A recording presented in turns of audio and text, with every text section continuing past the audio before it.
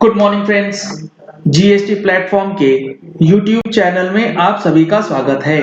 जी हाँ friends, GST के अंदर एक बहुत बड़ा सवाल ये निकल के आ रहा है आजकल के टाइम में कि आपका जीएसटी नंबर डिपार्टमेंट की तरफ से कैंसिल कर दिया गया है क्योंकि आपने 6 महीने की जीएसटी रिटर्न को फाइल नहीं किया गया। और अब प्रॉब्लम ये आ रही है कि आप अपनी जीएसटी रिटर्न फाइल कर दे रहे हैं और उसके बाद जब रिवोकेशन एप्लीकेशन फाइल करते हैं तो उसे ऑफिसर के द्वारा रिजेक्ट कर दिया जा रहा है विदाउट एनी ग्राउंड।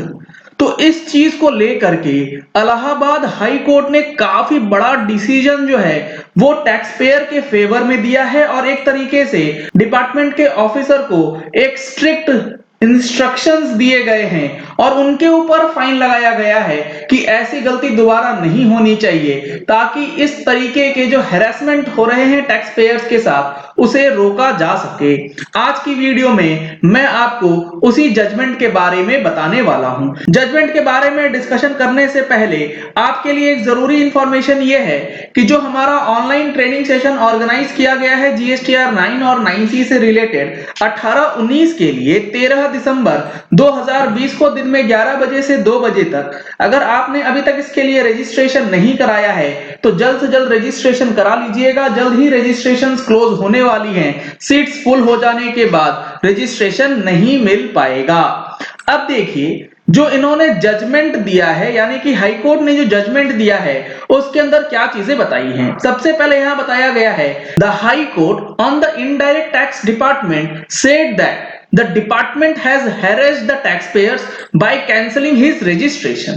यानी कि जो जीएसटी नंबर कैंसिल किया गया है ऑफिसर के द्वारा उसको देखते हुए हैरेसमेंट की बात करी गई हाई कोर्ट के द्वारा और हाई कोर्ट ने ऑफिसर्स के ऊपर 10,000 रुपए की फाइन लगाई है। 10,000 रुपए की पेनल्टी ऑफिसर के ऊपर लगाई है क्योंकि उन्होंने अपनी ड्यूटी जो है वो सही तरीके से नहीं करी है। उन्होंने प्रॉपरली लॉ को फॉलो करते हुए चीजों को नहीं वेरीफाई किया। इसमें जो चीजें बताई गई हैं, the high court also revoked the cancellation of registration of the tax payer on account of non filing of GST returns for 6 months. High court ने जो है उनका जो कैंसिल हो गया था जीएसटी रजिस्ट्रेशन उसे भी रिवोक करने का ऑर्डर दिया है क्योंकि पर्टिकुलर असेसी ने 6 महीने की रिटर्न फाइल कर दी थी। जो भी टैक्स ड्यू थे वो सारे के सारे टैक्स भी पे कर दिए गए थे उसके द्वारा। उसके बावजूद भी उसका जीएसटी रजिस्ट्रेशन जो है वो रिवोक नहीं किया गया। रिवोकेशन एप्लीकेशन को रिजेक्ट कर दिया गया without any ground. This case highlights the careless manner in which the assessee has been harassed by the respondents। Court ने बहुत स्ट्रिक्ट, बहुत सख्त टिप्पणी करी है इस चीज को लेकर के और डिपार्टमेंट को भी ये सोचना होगा, मोस्ट रिस्पेक्टफुली मैं कह रहा हूं, टैक्स ऑफिसर्स को भी ये अब समझना होगा कि जिस तरीके से नोटिसेस दिए जा रहे हैं, नोटिसेस के रिप्लाई मिलने के बाद भी उनका प्रॉपर निष्पादन नहीं हो रहा है, उससे काफी ज्यादा प्रॉब्लम लोगों को आ रही है, टैक्स पेयर्स को आ रही है। तो कोर्ट ने क्या बोला है, careless manner in which the assessee has been harassed by the respondent। Respondent है tax officer.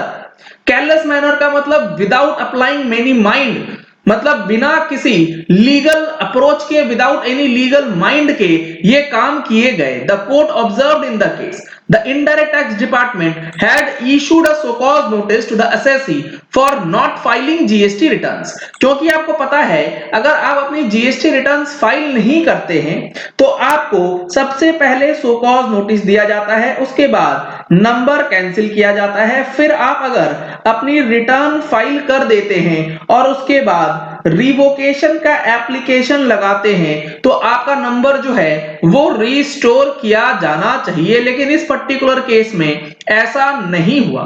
However, the tax department later accepted that the returns were filed and no dues were pending। उसके बाद tax officer ने ये माना कि returns जो है वो फाइल हो चुकी हैं और कोई भी ड्यूज पेंडिंग नहीं है।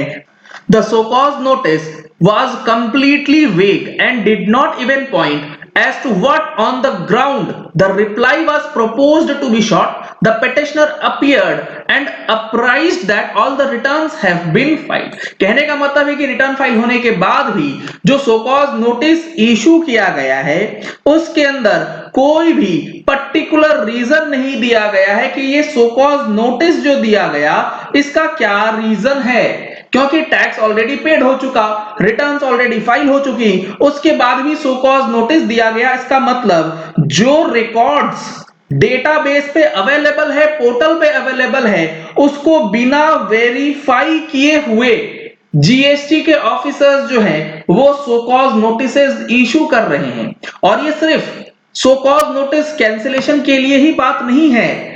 आपको अगर पता हो, अगर आपने ये चीज फेस करी है तो यहां पर आपको काफी सारे ऐसे नोटिसेस देखने को मिलेंगी जिसमें जीएसटीआर 3B और जीएसटीआर 1 में डिफरेंस है, जिसमें 2A और 3B में डिफरेंस है, जबकि पोर्टल में ऐसा कोई भी डिफरेंस नहीं नजर आ रहा है। फिर भी नोटिसेस इशू किए जा रहे हैं। और इससे एक कदम आगे चल के अगर आपका आईटीसी में कोई मिसमैच है तो वो रूल 86A को यूज करते हुए सीधा आईटीसी को ब्लॉक कर देते हैं। अब आईटीसी ब्लॉक होने के बाद टैक्स पेयर के पास कोई ऑप्शन नहीं रहता है अदरवाइज कि वो ऑफिसर के पास जा करके अपनी सारी चीजों को एक्सप्लेन कर पाए, जबकि रूल 86A जो है वो बिल्कुल स्ट्रिक्ट प्रोविजंस के साथ लगाया जाना है, बट ऐसा नहीं हो रहा है कई केसेस में। तो रूल 86A जिस पर्पस के लिए लाया गया था उस पर्पस को साइड में रख करके बाकी सारी प्रोसीडिंग्स जो हैं अकॉर्डिंगली करी जा रही हैं। तो इस तरीके की जो कार्रवाई हो रही है उसके लिए हाई कोर्ट्स ने काफी सख्त टिप्पणी, स्ट्रिक्ट इंस्ट्रक्शंस और ऑब्जर्वेशंस जो है वो दिए हैं। तो ऐसा नहीं है कि सिर्फ टैक्स पेयर्स के अगेंस्ट ही काम हो रहा है, टैक्स पेयर्स के फेवर में भी काफी सारे काम जो है वो किए जा रहे हैं। हो सकता है इस जजमेंट के बाद ऑफिसर्स जो हैं वो थोड़ी सी ढिलाई जो है वो टैक्स पेयर्स के सामने जरूर रखेंगे जो कि जेन्युइन केसेस वाले होते हैं। अब आगे उन्होंने लिखा है the court also asked the tax officer to pay 10,000, जो फाइन लगाई गई है वो 10,000 रुपए टैक्स ऑफिसर को पे करना है। In view of the specific findings recorded above to the effect that the petitioner was unnecessarily harassed। यहां पे पिटिशनर जो है बिना मतलब के परेशान हुआ, कोई मतलब नहीं था। The writ petition is allowed with a cost of ₹10,000 to be paid by the petitioner within 30 days। और पे कौन करेगा? पे करेगा टैक्स ऑफिसर अपनी सैलरी से। तो ये काफी बड़ा जजमेंट रिलीफ दिया गया है टैक्स असेसी को, जिनका नंबर जो है वो कैंसिल हो गया। कैंसिल होने के बाद रिटर्न फाइल कर दी गई और रिटर्न में जो भी टैक्स वगैरह थे सारी चीजों को पे करने के बाद भी रिवोकेशन एप्लीकेशन जो है उसे एक्सेप्ट नहीं किया गया है, उसे रिजेक्ट कर दिया गया है। तो इस चीज को समझना बेहद जरूरी है आप लोगों के लिए। चलिए इस वीडियो को यही एंड करते हैं। आशा करते हैं कि आपको ये वीडियो पसंद आया होगा। अगर आपको ये वीडियो पसंद आया तो इस वीडियो को लाइक और शेयर करना मत भूलिएगा ताकि मैक्सिमम लोगों तक ये इंफॉर्मेशन पहुंच जाए कि जीएसटी के अंदर जो नंबर कैंसिल हुए हैं और जिनका रिवोकेशन पेंडिंग है अब उनके लिए कुछ रियायत, कुछ राहत जो है वो निकल के आ सकती है। अगर आपने हमारी मंथली टैक्स मैगजीन अभी तक सब्सक्राइब नहीं कराई है तो हमारी मंथली टैक्स मैगजीन सब्सक्राइब कराने के लिए आपको नंबर्स स्क्रीन पे दिए गए हैं, इन नंबर्स पे कॉल करके आप हमारी मंथली टैक्स मैगजीन सब्सक्राइब करा सकते हैं। दिसंबर महीने की जो मैगजीन है उसके अंदर हमने न्यू रिटर्न्स के स्पेशल कवरेज को इंक्लूड किया है। अगर आपने हमारे चैनल पे फर्स्ट टाइम ट्यून इन किया है तो चैनल को सब्सक्राइब करने के लिए नीचे दिया गया रेड कलर का सब्सक्राइब बटन प्रेस कर लीजिए, साथ में जो बेल आइकन है उसे भी प्रेस कर लीजिएगा ताकि वीडियोस की नोटिफिकेशंस आप तक रेगुलरली पहुंचती रहें। Thank you and have a nice day.